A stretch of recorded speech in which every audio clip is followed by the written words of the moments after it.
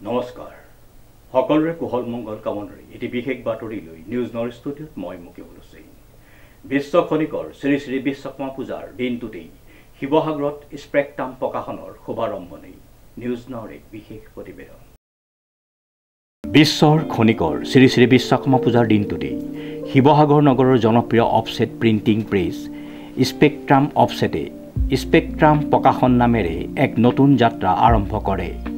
উল্লেখযোগ্য যে এই স্পেক্ট্ৰাম প্ৰকাশনৰ যোগেদি লেখক লেখিকাসকলৰ ভাৱধাৰাসমূহ অনলাইন আৰু অফলাইন দুইটা মাধ্যমৰ দ্বাৰা সাহিত্যপ্ৰেমী ৰাইজৰ কাষলৈ লৈ যোৱাৰ এক প্ৰয়াস কৰাৰ লগতে লেখক লেখিকা আৰু প্ৰকাশনৰ মাজত চুক্তিবদ্ধতাৰ সন্দৰ্ভতো স্বচ্ছতা অৱলম্বন কৰা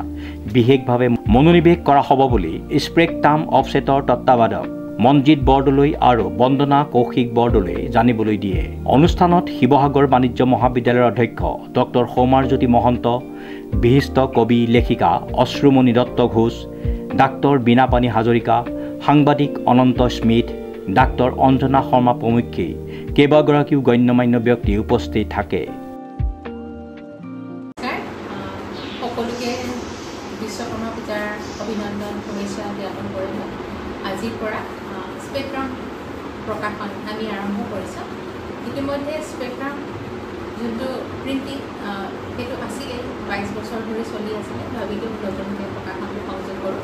সেইকাৰণে আজি পবিত্ৰ দিনটোকে আমি বাছি ল'লোঁ আমাৰ কাম ইতিমধ্যে চলি আছে আপোনালোকে নতুন নতুন কিতাপ নতুন নতুন বিভিন্ন ৰুচিৰ অসমীয়া সাহিত্যক আগবঢ়াই লৈ যাব পৰাকৈ অসমীয়া সাহিত্যই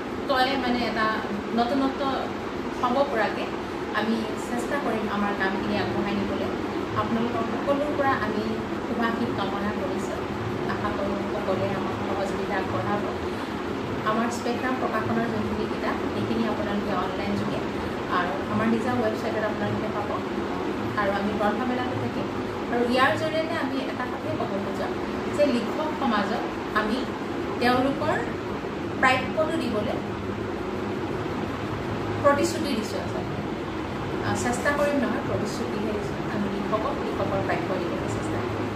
শিৱসাগৰৰ পৰা অমিত কুমাৰ শৰ্মাৰ ৰিপৰ্ট নিউজ নাও 24/7